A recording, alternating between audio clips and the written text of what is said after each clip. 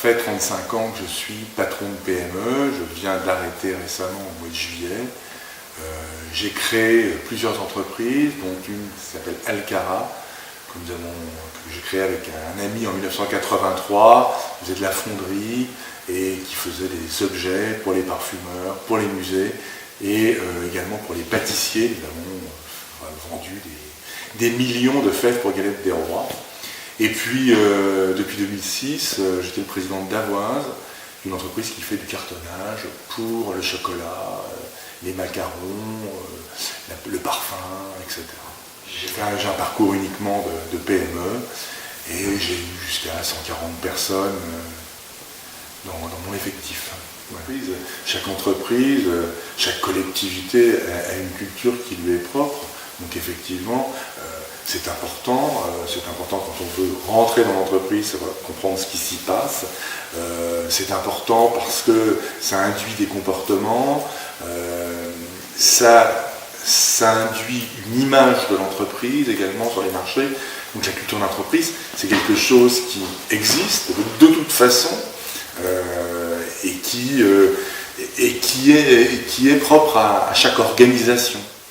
Oui, il est intéressant qu'un collaborateur ou même qu'un salarié lambda soit fier d'appartenir à la structure. C'est très important. Parce que ça donne un sentiment d'équipe, de groupe, d'ensemble. Il est catastrophique que quelqu'un se fiche complètement de travailler dans une boîte X ou Y. C'est pas du tout, ça va pas du tout dans le sens de l'histoire, ça ne donne pas de productivité, ça ne donne pas d'enthousiasme, ça ne donne pas d'allant. Effectivement, il est important de motiver les gens, de leur faire comprendre que c'est un ensemble, c'est un tout. On est comme dans une équipe de rugby ou de football, on joue ensemble, on porte le même maillot. La culture d'entreprise, c'est quelque chose qui est en nous, qui est un vécu. C'est pas une construction arbitraire, c'est pas quelque chose d'artificiel. Donc effectivement, la culture d'entreprise, elle va influer sur les décisions. Elle va, je ne sais pas, moi qui ai fait des boîtes, notre culture était que nous faisions de l'emballage de luxe. Donc il est important de pouvoir montrer que nous sommes des producteurs d'emballage de luxe. Ça veut dire que quelqu'un qui est sur la chaîne de montage doit faire très attention à ce que ces boîtes soient belles.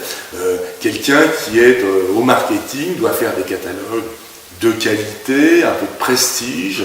Quelqu'un qui est au commercial doit défendre les prix parce que nos emballages sont haut de gamme, c'est pas de l'emballage ordinaire. Donc ça fait partie de la culture. Ça, on le transmet bien sûr, mais on le vit ensemble. Donc on a forcément une culture d'entreprise qui est issue de notre culture personnelle, notre culture française. Alors ça, on voit bien quand on va en Chine, en Inde, ou même aux États-Unis, les gens n'ont pas la même manière d'appréhender le travail, les missions, les relations. Lorsqu'on est en Asie, les relations sont beaucoup plus hiérarchisées, avec une espèce de courtoisie. Au Vietnam, j'ai beaucoup travaillé avec le Vietnam, il y a donc des réunions avec les responsables de l'entreprise, et surtout la grande chef, la patronne de l'entreprise. Et lorsqu'on voulait savoir à quelle date nous serions livrés pour une commande, on posait la question à la présidente de l'entreprise, qui elle-même invitait son responsable à nous répondre.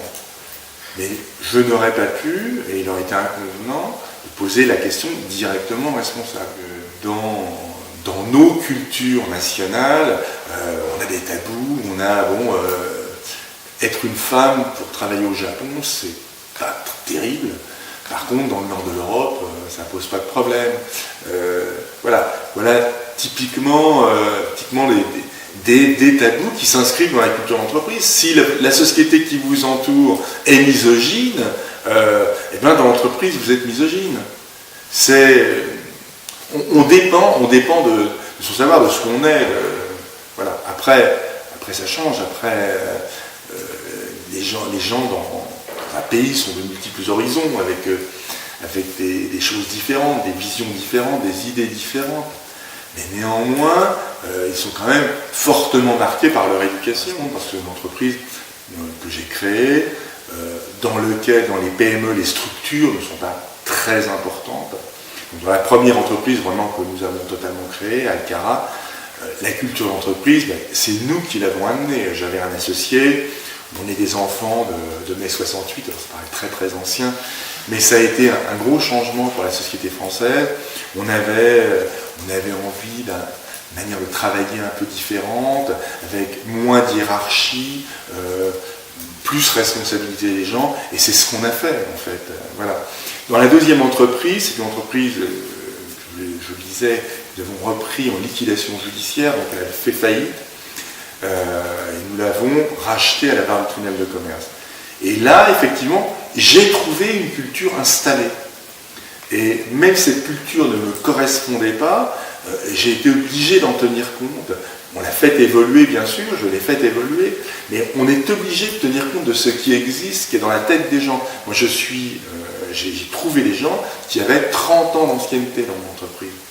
Donc, ce que je pouvais leur raconter, ils voulaient bien entendre, mais ils avaient leur vécu, ils avaient ce poids, ces habitudes, cette culture d'entreprise.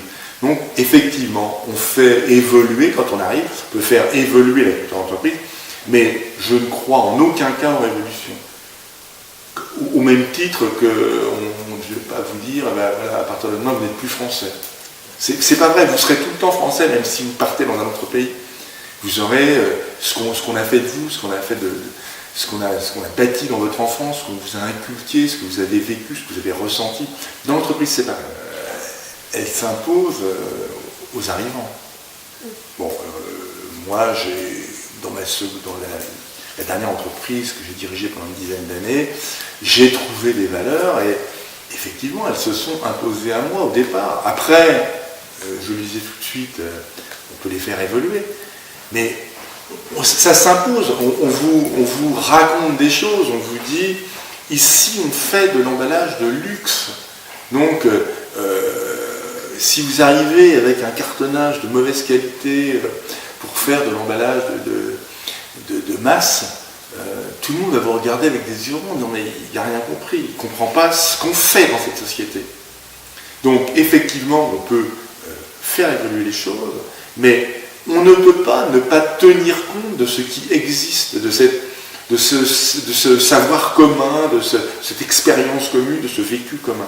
On ne peut pas ne pas en tenir compte.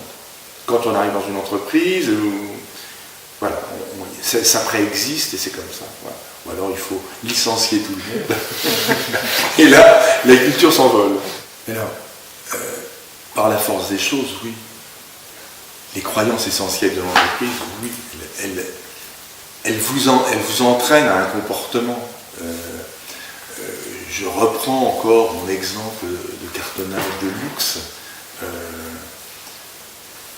Lorsque vous faites un produit, vous ressentez l'image de ce produit. Enfin, en tout cas, vous avez l'ambition de dire, voilà, mon produit, c'est ça.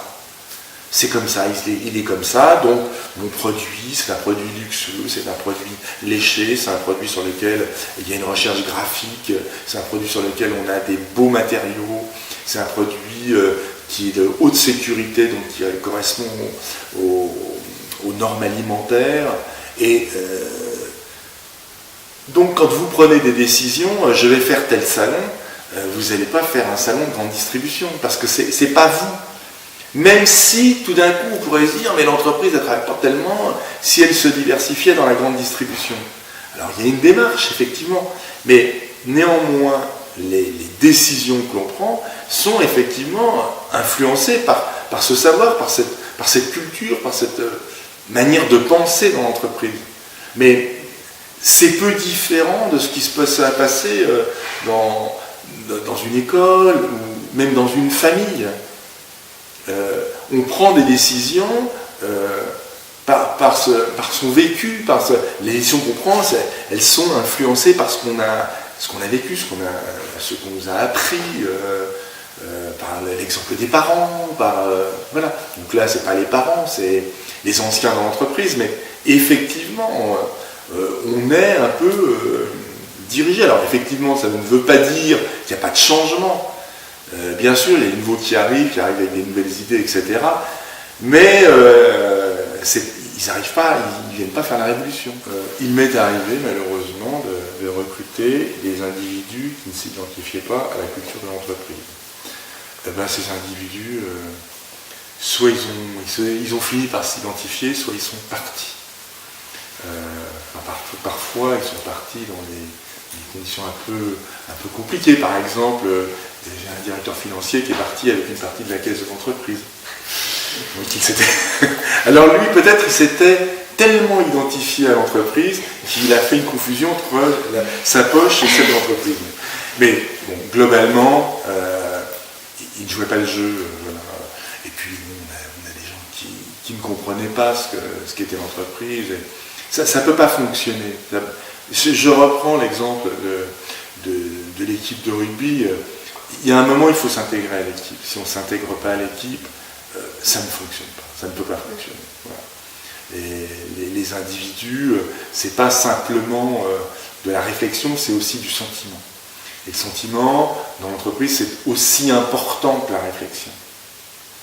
L'être humain, c'est un être pensant, certes, mais aussi ressentant. Sentant, ressentant. Voilà. Donc, généralement, pas de culture partagée, pas d'intégration.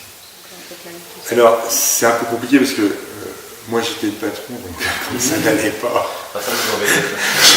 J'ai été amené à reconduire les gens en direction de la porte.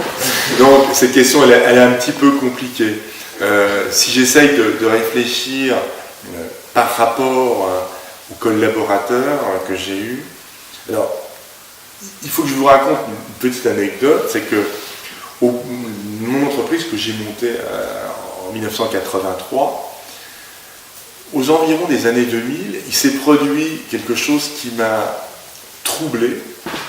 C'est que lors de plusieurs réunions, je me suis aperçu que les gens, alors cette entreprise s'appelait Alcara, s'appelle toujours Alcara, il y avait des gens que j'avais moi embauchés qui étaient plus Alcara que moi qui avait créé l'entreprise. Ils se sentaient plus légitimes que moi. Alors, d'un côté, ça m'a fait plaisir, j'ai transmis quelque chose. D'un autre côté, c'est assez étonnant parce que ça veut dire qu'on n'impose pas une culture d'entreprise, c'est un petit peu comme ces bancs de poissons qui se déplacent tous ensemble, on ne sait pas qui pense. Et c'est un peu gênant quand même dans une entreprise, parce qu'on dit, on est patron d'une entreprise, on doit la diriger, y compris dans les ambitions qu'on donne, donc dans les valeurs culturelles qu'on lui donne.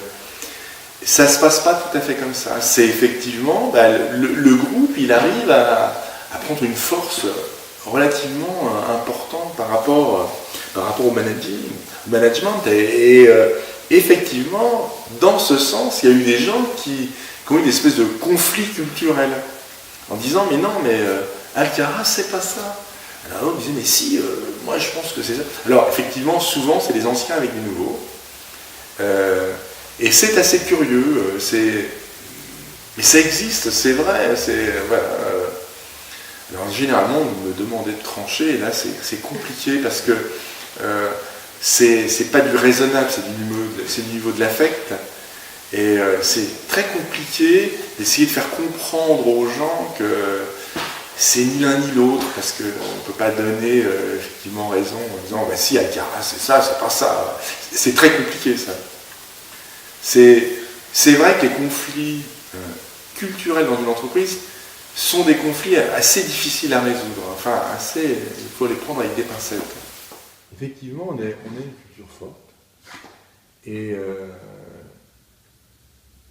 on tient à la garder parce que l'arrivée de gens qui ne pensent pas de la même manière, qui n'ont pas cette vue, nous met en danger. Alors là, je parle à titre d'individu. Voilà, je suis un vendeur, voilà, j'ai toujours fait mes présentations comme ça, j'ai toujours fait mes catalogues comme ça, j'ai toujours fait les tarifs comme ça, j'ai toujours eu tel type de réponse à un client. Arrive un nouveau vendeur qui lui travaille complètement différemment. Il n'a pas de catalogue, il travaille sur un iPad, il travaille énormément par téléphone, il fait des visioconférences ou du Skype, voilà.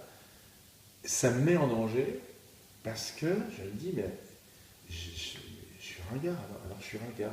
Sa manière de faire, même s'il ne me dit rien, sa manière d'être me ringardise. Et ça, c'est vrai que c'est un gros danger, parce que ça empêche l'évolution.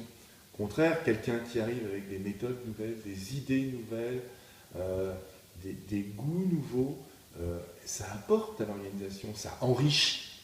Voilà. Donc, effectivement, le repliement sur soi-même, il est dangereux. Et il est d'autant plus dangereux que la réponse, c'est nous, on a tout le temps fait comme ça fait 30 ans qu'on fait ça comme ça, et je ne vois pas pourquoi on changerait. Voilà. Moi, j'ai eu des problèmes de troubles musculo-squelettiques dans les ateliers, c'est-à-dire des personnes qui faisaient des gestes qui leur abîmaient notamment la colonne vertébrale ou qui leur causaient des troubles. Et quand on est arrivé avec un ingénieur au tout début de l'entreprise sur les chaînes en disant on va réorganiser le poste de travail, et ça a été une espèce de révolution. Des dames qui portaient un corset parce qu'elles avaient des problèmes de dos ne voulaient pas changer leur geste parce qu'elles avaient fait toujours comme ça. Voilà. Dans l'entreprise, mon prédécesseur, celui qui avait été le fondateur de l'entreprise, avait été un vieux monsieur, et lui, son idée était de dire vous faites votre travail, vous ne vous occupez pas de ce qu'il y a avant, et vous ne vous occupez pas de ce qu'il y a après. Vous faites votre opération, et c'est terminé. Moi, à l'usine, je suis arrivé en disant mais non, mais c'est pas du tout ça. Vous regardez ce qu'on vous donne, si c'est de la bonne qualité. Si c'est de la bonne qualité, vous faites votre transformation de produit, et vous regardez bien ce que vous donnez pour ne pas donner un produit qui ne soit pas transformable à nouveau par le suivant. Et bien ça, c'est très difficile à faire comprendre. Voilà. Ça, c'est une évolution. Moi, j'ai voulu là, un peu révolutionner cette petite culture du travail en atelier. J'ai eu beaucoup de mal, beaucoup de mal. Parce que les gens me disaient, mais c'est pas mon travail, ça n'a jamais été mon travail, c'est pas mon travail. Alors moi, je leur disais, si, la qualité, c'est le travail de tous. C'est très difficile. Donc, effectivement, quand on se replie sur soi-même, bah, on est hermétique, on n'évolue plus. Là, c'est dangereux. Donc, la culture d'entreprise, vous voyez, ça a des atouts, c'est extraordinaire, ça permet de raconter une histoire, de former l'équipe, etc. Et puis, sa limite, c'est, il ne faut pas qu'on reste quand même replié sur nous-mêmes. Il faut qu'il y ait un peu de sang neuf, un peu de... Voilà. Donc, c'est pas facile, c'est tout le temps en évolution, et il faut garder, je dirais, les valeurs, et puis faire évoluer un certain nombre de choses, parce qu'on est dans un monde qui bouge beaucoup maintenant. Il s'est passé un truc en France extraordinaire dans les années 60, c'est un ministre qui s'appelle Malraux, qui a fait nettoyer Paris. Et ça a été terrible. Les gens étaient habitués à voir tous les monuments noirs. Voilà. Et quand il y a des gens qui se sont révoltés, qui étaient furieux, c'était quelque chose. Et puis maintenant, quand on voit un truc noir, c'est moche. Notre culture a évolué. Voilà. Donc effectivement, la culture d'entreprise, c'est quelque chose en perpétuelle évolution. C'est pas